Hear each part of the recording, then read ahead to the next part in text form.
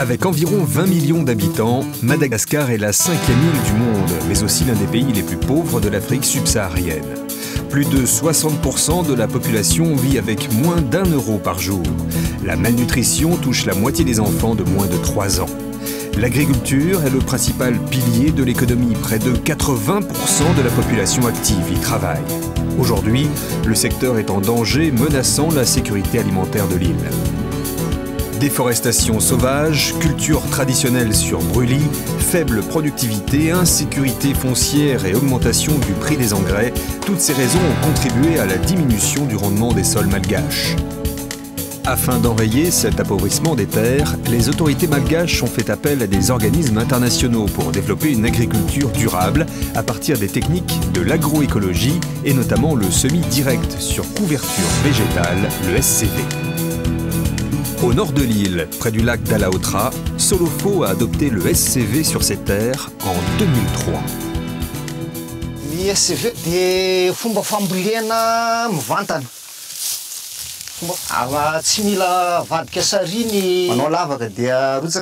Le SCV est une technique de culture directe, grâce à laquelle il n'est plus nécessaire de labourer la terre. Une fois que j'ai récolté ma culture de maïs et de niébé, j'ai laissé les tiges pourrir. Elles ont constitué de l'engrais, ce qui fertilise la terre, et surtout forment une couverture qui protège mon sol. J'ai ensuite semé directement mon riz dans cette couverture.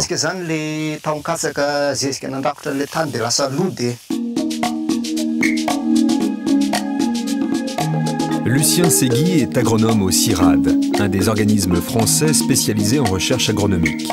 Il parcourt le monde pour faire la promotion de l'agroécologie et du SCV. L'agroécologie, pour moi, c'est de cultiver les sols de la planète durablement, mais au lieu d'acheter des engrais, des herbicides et des matières qui, malheureusement, sont souvent polluantes, on se sert de tout ce que la nature nous montre dans ces écosystèmes et on transpose ces modes de fonctionnement dans l'agriculture. On va mettre des plantes avec les cultures qui nous intéressent et ces plantes-là vont faire le travail des charrues. Mais c'est un travail biologique. Il a planté différentes cultures sur des parcelles test qui permettent aux agriculteurs malgaches d'appréhender ces nouvelles pratiques. Vous pensez que c'est de la matière verte? Non, regardez, le maïs est là. Et vous remarquez qu'avec lui, il y a une liane qui pousse. Elle couvre le sol très vite. Elle va plus vite que les mauvaises herbes. Elle va les dominer. Et elle a une autre fonction, c'est qu'elle capte l'azote qui est dans l'air. Bien voilà une plante qui fait ce qu'on appelle les services écosystémiques fantastiques. Elle contrôle les mauvaises herbes, elle remplace un herbicide. 2, elle a un système pivotant, une racine qui est très solide et très profonde et qui améliore la structure du sol pour que l'eau s'écoule très rapidement. Voilà. Et donc, qu'est-ce qui va se passer? On va récolter le maïs et quand on va arriver au bout de saison sèche, quand elle va faire ses fruits, elle va sécher et on aura une couche de paille comme ça au-dessus du sol. Et les sols seront toujours protégés sous une couche de paille. Donc c'est une façon de contrôler naturellement, sans matière active polluante, herbicide, de contrôler les mauvaises herbes. Voilà, un exemple.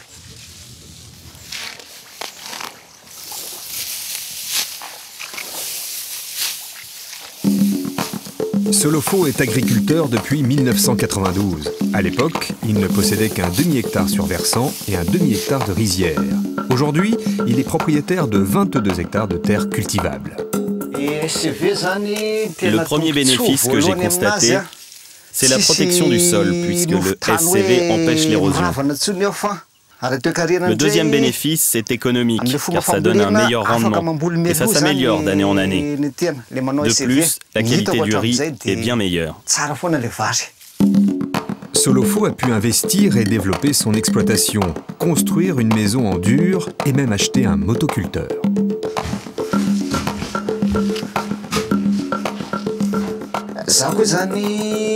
D'un autre côté, j'aide aussi beaucoup les gens, car en grande période de récolte, j'emploie près de 50 personnes par jour. Aussi bien pour la récolte que pour la préparation de la campagne. Désormais, lui et sa famille n'ont plus besoin de crédit. Leurs revenus leur suffisent pour vivre confortablement. Il y a vraiment une amélioration de notre vie. Tout d'abord avec la nourriture. Grâce à ces techniques, on a pu étendre notre petit élevage. On a des poules, des volailles, des œufs. On peut se nourrir désormais de notre propre production. De plus, nous n'avons plus de difficultés pour élever nos enfants. Si Solofo est persuadé de l'intérêt du SCV qu'il a introduit avec succès dans son exploitation, d'autres restent encore à convaincre. Maintenant, le grand problème de Madagascar, c'est qu'il faut diffuser les techniques, que les paysans se les approprient. Parce que c'est ça qui est important. C'est de former un maximum de gens qui soient porteurs de ça et qui puissent le maîtriser dans d'autres régions. Ernest est un technicien conseil chargé de démontrer les avantages de la culture agroécologique aux paysans malgaches. Aujourd'hui, il va rencontrer James, un agriculteur qui cultive toujours ses terres traditionnellement. La raison pour laquelle je n'adopte pas le SCV, c'est parce que je suis très attaché aux techniques traditionnelles. J'ai déjà tous les équipements, la charrue, les bœufs. C'est un peu difficile de les convaincre. Du fait que ce sont des grandes personnes, ils ont leurs propres habitudes techniques depuis longtemps déjà. Et c'est difficile de les faire changer. Je l'ai déjà amené voir les réalisations d'un paysan qui utilise le SCV. Je lui ai aussi présenté des documents et des brochures. Et je lui ai aussi montré des comptes d'exploitation qui montrent les avantages du SCV. Mon problème, c'est que je suis sur une propriété commune, un héritage commun qui n'est pas encore partagé entre tous. Comme il s'agit d'un héritage, nous nous engageons à l'exploiter et nous y passons beaucoup de temps. Et lorsqu'on fertilise une parcelle, on n'est pas sûr que l'on soit encore sur celle-ci une fois que le partage sera fait. Par ailleurs, je suis aussi métayer sur quelques terrains. Et une fois que le sol sera régénéré, qu'il sera fertile, je ne suis pas sûr que le propriétaire ne va pas le reprendre. Donc, ce n'est pas vraiment nécessaire pour moi de faire du SCV pour que ce soit les autres qui en profitent après.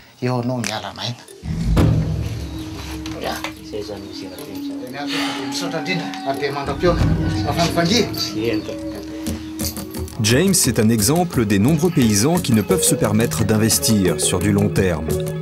Certains n'ont même pas de titre de propriété. À Madagascar, les terres agricoles, dites terres de réserves indigènes, sont la propriété de l'État, sur lesquelles les paysans ne disposent que d'un droit d'usage précaire. Depuis peu, une réforme a institué des guichets fonciers. Ces guichets permettent aux agriculteurs de déterminer sur le cadastre les terres qu'ils cultivent, de se renseigner sur leurs droits et, le cas échéant, de régulariser leur acte de propriété.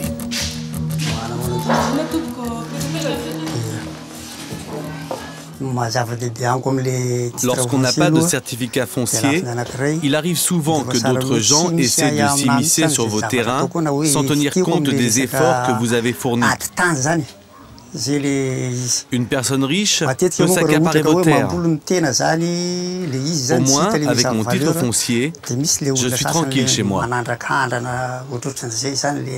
Avec l'obtention du titre foncier, il n'y a plus de litige. Je suis rassuré car je serai le bénéficiaire de tous les efforts déployés sur mon terrain. Ces institutions sont très utiles pour les paysans. Car les certificats fonciers que délivrent les guichets nous servent ensuite de garantie pour pouvoir prétendre à des crédits auprès des institutions de microfinance.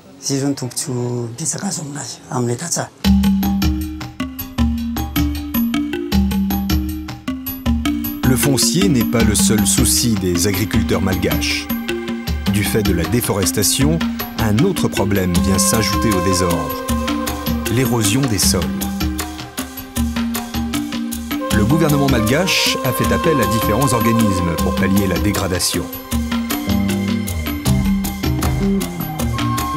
François Julien est chef de projet à l'Agence française de développement et Philippe Grandjean, opérateur au CIRAD. Mais là, on est vraiment tout à fait au cœur de la problématique du projet du lac Alaoutre. Alaoutre, c'est une grande zone d'irrigation de Madagascar. C'est une grande zone de production risicole. Ils exportent énormément de riz. Et puis là, il y a des phénomènes d'érosion très très importants qui se développent en amont, où il y a de plus en plus de paysans, et surtout de paysans pauvres, qui cultivent les pentes, qu'on appelle à Madagascar les tannettes, de façon non durable. Ils les cultivent 2-3 ans, après ils vont ailleurs, les sols sont mis à nu, et ensuite les sols sont érodés. Le sable, il va, regardez ce canal-là, il est complètement plein de sable, il va sur les rizières, il traverse les routes, et il détruit toutes les infrastructures. Donc c'est à ce moment-là qu'on a un petit peu décidé d'avoir une approche qu'on a appelée l'approche bassin versant, qui prenait en compte à la fois les problèmes d'aval, de réhabilitation de périmètre, mais aussi les problèmes d'amont, qui étaient la cause de la dégradation.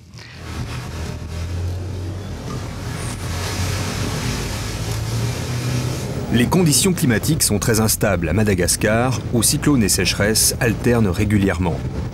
Des inondations considérables envahissent les rizières.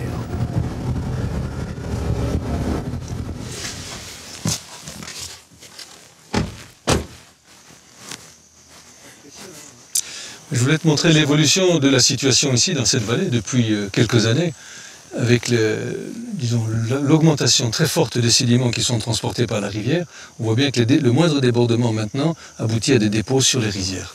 Donc chaque grosse pluie amène son lot de sédiments ici. On estime actuellement 500 000 mètres cubes par an la sédimentation dans cette portion-ci de la vallée. Donc le semi-direct permet d'avoir un impact sur le paysage et en particulier des pratiques de conservation qui permettent à ce moment-là de couvrir le sol et de ralentir l'érosion et les départs de sédiments. Les sédiments s'accumulent dans les parcelles cultivées et bouchent les canaux. Un des objectifs du projet bassin versant du lac est la réhabilitation des réseaux d'irrigation. Regroupés dans des associations, les paysans travaillent tous ensemble pour reconstruire les digues. Dans cette région, 3600 hectares de terres irriguées sont concernés.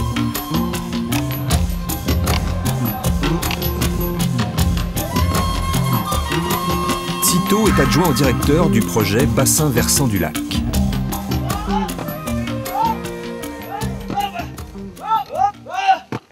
Avec la fédération, il y a différents travaux qui ont été réalisés depuis 2003, entre autres le rehaussement des digues en amont. Donc on a redimensionné, on a élargi le canal pour qu'il y aura une distribution d'eau jusqu'en aval le plus loin possible dans le réseau. On a mis en place aussi des ouvrages de traversée de bovins et d'abreuvoirs parce que les traversées de bovins détruisent les canaux par leurs pieds. Les canaux réhabilités, les champs ne sont pas encore tout à fait à l'abri des dégâts liés à l'érosion. Pour les protéger en amont, le développement de la culture sur les versants est un moyen de prévention efficace. Le SCV agit surtout sur la partie bassin versant qui domine ces périmètres-là. Les érosions ont été limitées. On a pu cultiver les rizières qui sont là parce qu'il n'y a plus des débris d'érosion. Ce sont des choses qui sont imbriquées. On travaille en amont pour améliorer la production en aval.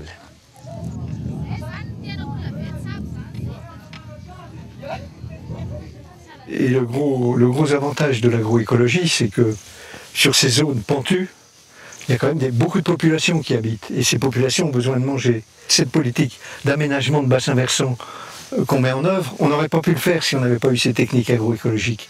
On aurait dit aux gens, plantez des arbres, mais les arbres, ça ne se mange pas. Faites des barrières anti-érosives. Les barrières anti-érosives, ça sert aux gens d'en bas, mais pas aux gens d'en haut. Là, on leur dit, vous allez. Ils peuvent cultiver, manger et en même temps protéger. Ça, c'est vraiment une révolution. L'amélioration de la production agricole est essentielle au développement de Madagascar. Pour les Malgaches, le riz est un produit vital. Il constitue la base de l'alimentation. Chaque habitant en consomme 130 kg par an. Émile possède plusieurs rizières dans la vallée, mais elles ne produisent pas assez pour nourrir sa famille. Ce qui m'a amené à utiliser le semi-direct, c'est que les sols ne sont pas très fertiles ici. Vraiment, il n'y a pas de bon rendement. Et il y a également beaucoup de problèmes dus à l'érosion dans la région, car c'est très pentu. En utilisant le semi-direct sur couverture végétale, ça permet de retenir la couche arable et je peux ainsi cultiver normalement et ça me permet aussi d'économiser de l'argent sur l'entretien de mes terres. Je suis vraiment ravi de cette évolution. En développant sa culture sur les versants, il a pu ainsi étendre ses terres et investir dans l'achat de bétail. La production de l'année ne suffit pas à nourrir ma famille. Je peux donc maintenant louer mon zébu à mes voisins lorsqu'ils en ont besoin. Et avec cet argent, je peux acheter du riz pour compléter ma production.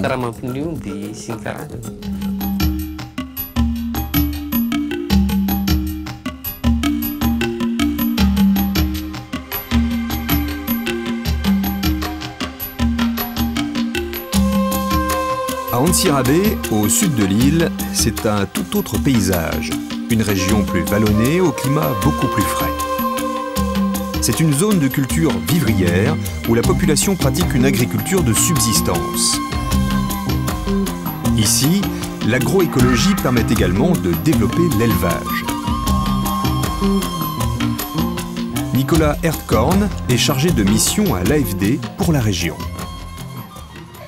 Les agriculteurs qui ont investi sur les SCV, donc sur l'agriculture sans labour ici, sont principalement des agriculteurs mixtes qui ont à la fois des rizières et de l'élevage. Donc c'est également des éleveurs. Sur une parcelle où on fait du riz, par exemple en saison des pluies, avec les SCV, on peut avoir une contre-saison où on cultive un fourrage, qui sera donc bénéfique économiquement pour l'exploitant, pour ses vaches, et ensuite, en saison des pluies, il pourra remettre du riz sans labourer, par exemple. Donc il aura économisé de la force de travail ou de la main-d'œuvre salariée s'il en a les moyens.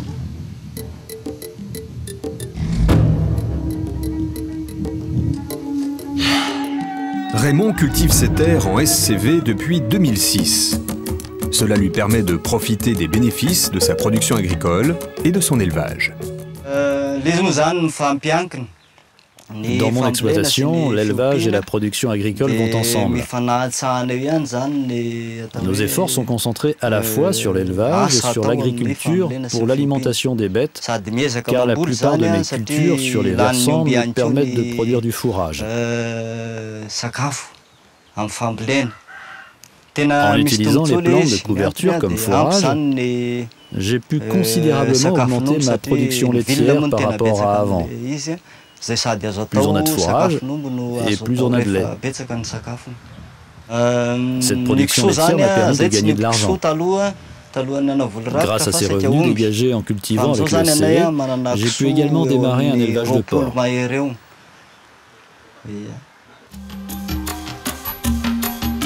Autre avantage important de l'agroécologie pour les paysans, c'est de ne plus être obligés de mettre leurs champs régulièrement en jachère. Ainsi, ils disposent de plus de temps pour d'autres activités. 15 heures par semaine, Roger est auxiliaire communautaire de santé animale. Il a été formé par Agronomes et Vétérinaires sans frontières. Ces auxiliaires sont une aide efficace pour les éleveurs de la région du lac où peu de vétérinaires exercent. Ils apportent un service d'appoint, de proximité et de qualité. Roger intervient aujourd'hui chez un éleveur pour les vaccinations et donner quelques conseils.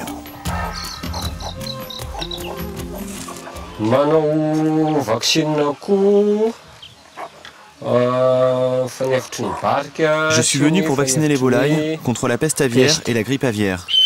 Je suis fils de paysan et j'ai constaté un manque de personnel dans la région concernant la santé animale, ce qui compromet les élevages. C'est ce qui m'a motivé pour devenir auxiliaire de santé. Je fonctionne comme un privé. Ce sont les paysans bénéficiaires de mes soins qui me payent le coût des vaccinations, ce qui comprend le coût du médicament ainsi que la prestation.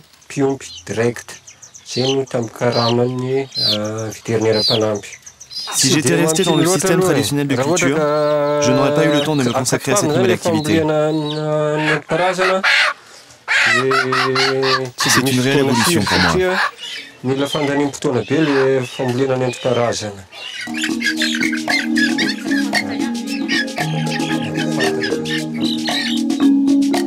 Le SCV permet à de nombreux paysans malgaches de se développer en préservant les sols et l'environnement avec des effets immédiats sur l'arrêt de l'érosion, sur l'amélioration de la fertilité des sols et notamment sur l'augmentation des rendements. Malgré tout, cette technique est un investissement trop important pour certains agriculteurs, notamment les plus pauvres de l'île.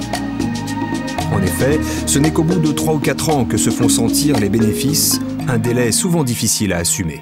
Les SCV peuvent être adaptés dans quasiment toutes les régions du pays. On les a d'ailleurs testés sur plusieurs régions du pays. Et si on prend l'exemple du lac à la Houtre ou l'exemple d'Ansera Bay, on est dans les deux cas dans des agricultures vivrières, donc où les gens vivent du produit agricole et où les SCV peuvent répondre à leurs contraintes, notamment de main-d'œuvre, mais aussi techniques, donc par rapport à l'érosion et la gestion des sols. Et dans les deux cas de figure, finalement, l'objectif général est le même, c'est-à-dire que l'agriculteur puisse dégager des revenus et du temps disponible. Donc le temps disponible lui permet aussi d'avoir d'autres activités économiques qui vont renforcer la sécurité alimentaire de la famille. Par rapport aux écologies, là, il y a tout un travail en général avant un projet pour tester des méthodes et des itinéraires techniques en fonction de la situation paysanne. 6000 hectares de terre sont aujourd'hui cultivés en agroécologie sur les 2 millions d'hectares exploitables en SCV à Madagascar. Chaque année, de nombreux agriculteurs abandonnent cette technique de culture car l'insécurité foncière ne permet pas les investissements à long terme. 30% reviennent à des techniques traditionnelles pour cette raison. L'instabilité politique du pays, elle aussi, ne favorise pas, malgré toutes les bonnes volontés des organismes d'aide internationaux, un développement harmonieux et durable de l'agriculture locale au détriment de populations.